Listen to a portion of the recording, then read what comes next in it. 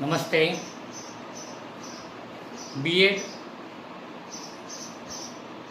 First year अपना जो subject है सामाजिक विज्ञान शिक्षण, इसके अंतर्गत आज का जो अपना टॉपिक है उसके बारे में अपन अध्ययन करेंगे। राष्ट्रीय पाठ्यक्रम संरचना 2005 की जो आवश्यकता है महत्व के बारे में अपन अध्ययन करेंगे। तो राष्ट्रीय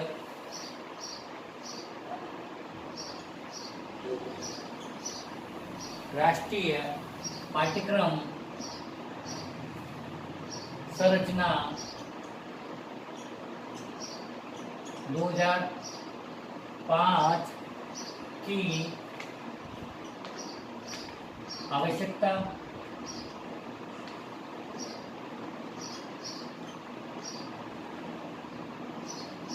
महत्व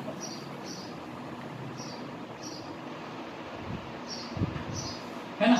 तो इसके अंतर्गत जो राष्ट्रीय पाठ्यक्रम संरचना 2005 की जो आवश्यकता है महत्व के बारे में अपन अध्ययन करेंगे। इसके अंतर्गत जो राष्ट्रीय पाठ्यचर्या 2005 के अंतर्गत राष्ट्रीय पाठ्यचर्या की जो रूपरेखा है एनसीएफ एक रूपरेखा प्रदान करती है, जिसमें शिक्षक और स्कूल उन अनुभव की योजना बना सकते हैं जो उन्हें लगता है कि बच्चे के पास होने चाहिए। यह शैक्षिक उद्देश्य, शैक्षिक अनुभव संगठन और शिक्षार्थी का आंकलन जैसे 4 मुद्दों को संबोधित करता है, जैसे शैक्षिक उद्देश्य, शैक्षिक अनुभव संगठन और शिक्षार्थी का आंकलन।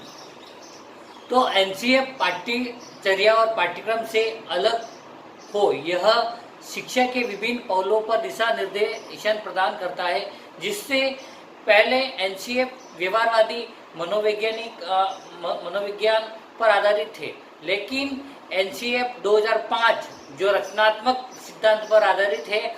एनसीएफ 2005 के विभिन्न जो एनसीईआरटी संकाय आदि विभिन्न जो विषय प्रधानाध्यापकों, शिक्षकों और जो माता पिता एनसीईआरटी संकाय इत्यादि से के प्रतिष्ठित विद्वानों द्वारा गहन विचार विमर्श की श्रृंखला के माध्यम से उत्पन्न विचारों के झुकाव के लिए वर्तमान स्वरूप और रूप का अधिकार है।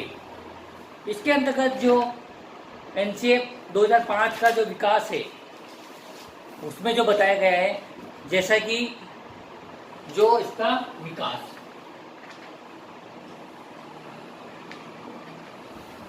के अंतर्गत जो एनसीएफ 2005 का जो विकास है, एनसीएफ 2005 के जो टैगोर के निबंध सभ्यता और जो प्रगति से उदाहरण के साथ शुरू होता है, जिसमें कभी हमें याद दिलाता है कि बचपन में रचनात्मक भाव न और उदार खुशी एक कुंजी है, जिनमें से दोनों को एक न समझ वह समाज द्वारा जो विकृत किया जा सकता है।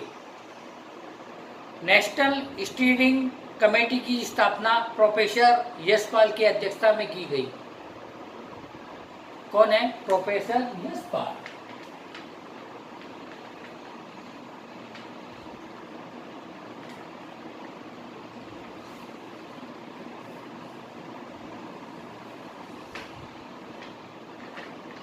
प्रोफेसर यशपाल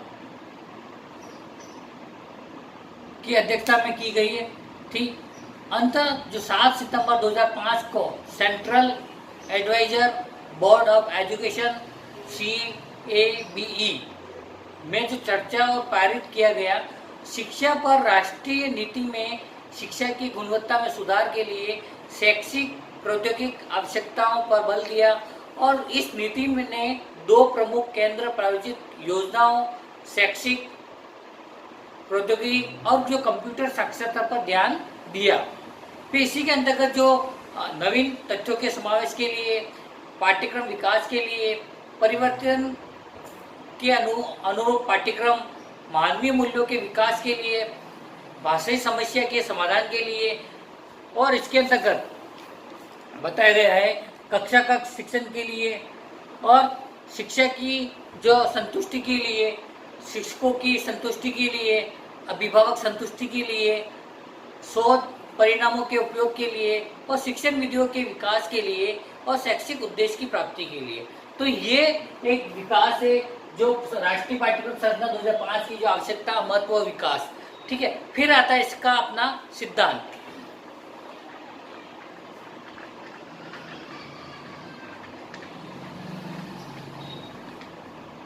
सिद्धांत के अंतर्गत जो राष्ट्रीय पाठ्यक्रम संरचना 2005 की जो सिद्धांत है, उसमें पहला जो संतुलित विकास का सिद्धांत, इसमें जो बताया गया है संतुलित विकास का सिद्धांत के अंतर्गत नैतिक एवं मानवीय मूल्यों को पाठ्यक्रम में उचित स्थान देना, आदर्शवाद को प्रयोजन की तुलना में कम स्थान प्रदान करना, और एक एवं जो उपयोगिता को अधिक महत्व प्रदान करना आदि। फिर आता है सेकंड समायोजन का सिद्धांत। उसमें जो बताया गया है कि मानवीय एवं भौतिक संसाधनों का पर विचार किया जाना चाहिए। फिर आता है राष्ट्रीय एवं भावात्मक एकता का सिद्धांत। उसमें पाठ्यक्रम में जो भाषा समस्या के समाधान हेतु भी विचार विमर्श किया गया है। इसी के साथ में रुचि का सिद्धांत। पाठ्यक्रम निर्माण के समय शिक्षक की जो रुचि, छात्रों की रुचि तथा अभिभावकों की रुचि पर विशेष ध्यान दिया जाता है। फिर इसी के अंतर्गत बताया गया है कि संस्कृति संरचना का सिद्धांत। इसमें जो भारतीय संस्कृति के मूल तत्व मानवता, नैतिकता, सामाजिक आदर्शवादी एवं समयता आदि। फिर आता है नैतिक का सिद्धांत। प्रत्येक शिक्षक एवं अभिभावक अपने छात्रों एवं बालकों में भौतिक मूल्यों का विकास करना चाहते हैं। फिर आता है मानव का सिद्धांत। छात्रों में जो प्रेम, सहयोग, परोपकार एवं जो सहिष्णुता की भावना का विकास हो सके। फिर आता है अपना आदर्शवादी का सिद्धांत। इसके अंदर पाठ्यक्रम में जो मूल्य रूप से उपयोगिता एवं भौतिक विकास के सिद्धांत का अनुकरण किया गया है। फिर आता है उपयोगिता का सिद्धांत। इसके अंतर्गत जो पाठ्यक्रम संरचना 2005 की में जो प्रत्येक विषय वस्तु को जीवन से संबंधित करने का प्रयास किया गया है। फिर आता है सामाजिकता का सिद्धांत। सामाजिक उत्तरदायित्व एवं कर्तव्य निष्ठा, सत्यवादिता एवं न्याय प्रियता की शिक्षा प्रदान करता है। तो ये विशेष तौर से ध्यान रखना जरूरी है। फिर इसी के अंतर्गत अपना आता है राष्ट्रीय पाठ्यक्रम संरचना 2005 की जो प्रमुख जो समस्या है। अब समस्या के बारे में अपन अध्ययन करेंगे।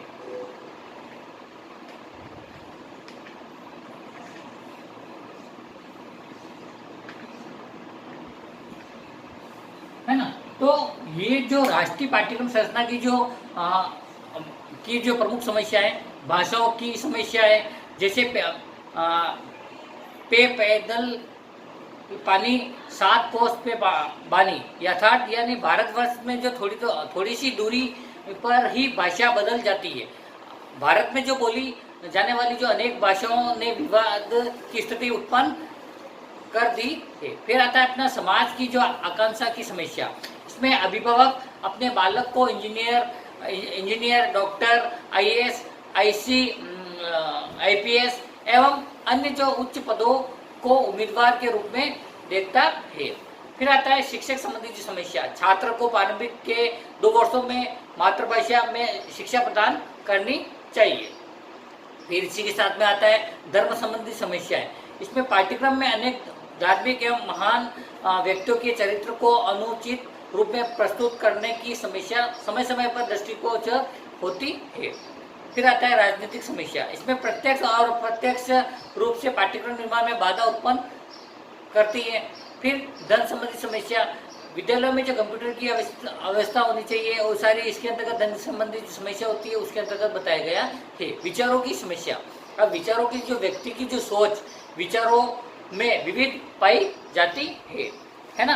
तो ये विशेष तौर से ध्यान रखने की है। फिर इसी के अंतर्गत अपना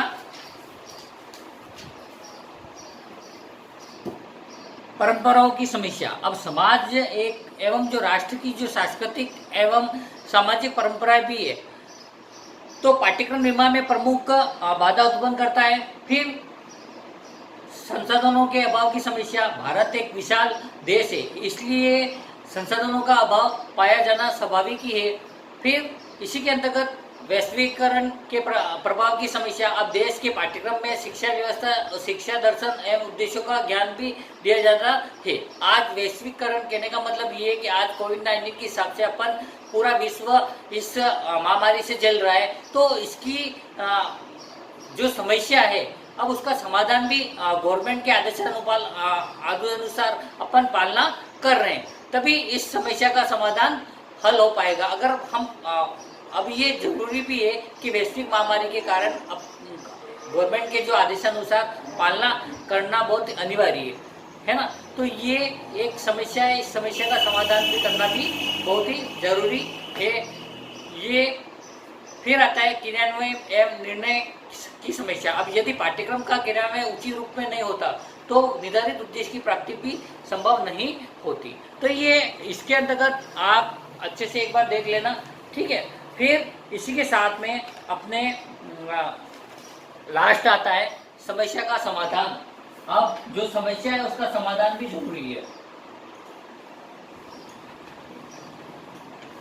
है ना। तो ये समस्या का समाधान के अंतर्गत जो बताया गया है कि राष्ट्रीय पाठ्यक्रम की जो संरचना समस्या समाधान, यानी कि राष्ट्रीय पाठ्यक्रम संरचना 2005 की संबंधित जो समस्याओं का जो समाधान है उसमें बताया गया है कि राष्ट्रीय पाठ्यक्रम की संरचना का क्रम 1988 से अनवरत रूप से प्रारंभ है, और जिसमें राष्ट्रीय पाठ्यक्रम संरचना 2000 तथा राष्ट्रीय संरचना 2005 प्रस्तुत किए जा चुके हैं। और एनसीएफ 2005 का जो निर्माण शैक्षिक व्यवस्था में सुधार हेतु किया गया, और जिससे गुणवत्ता शिक्षा का निर्माण किया जा सके। और भारत में इसके निर्माण की जो प्रक्रिया पहले से ही शुरू हो चुकी थी। और सर्वप्रथम जो राष्ट्रीय शिक्षा नीति 1986 ने यह सुझाव भारत सरकार के समक्ष प्रस्तुत किया, उसमें भाषा संबंधी समस्याओं के समाधान के लिए कोई एक सत्रीय व्यवस्था को निरूपित करना चाहिए, जिसमें किसी को भी कोई भी आपत्ति न हो। समाज के जो व्यक्ति में कार्य प्रतिष्ठा की भावना जागृत की जानी चाहिए। किसी भी पद एवं गौरव की जो इच्छा वो के सामान्य रूप में प्रदर्शित करने की योग्यता एवं विकसित करनी चाहिए। फिर आता है अपना सरकार को शिक्षा के क्षेत्र में अधिक मात्रा में धन उपलब्ध कराना चाहिए, क्योंकि शिक्षा द्वारा ही राष्ट्र एवं समाज का उत्थान होता है। और शिक्षा को राजनीतिक दोषों से दूर रखने के लिए राजनीतिज्ञों के में जागरूकता उत्पन्न करनी चाहिए, जिससे वे शिक्षा के विकास पर पूर्ण रूप से ध्यान दे।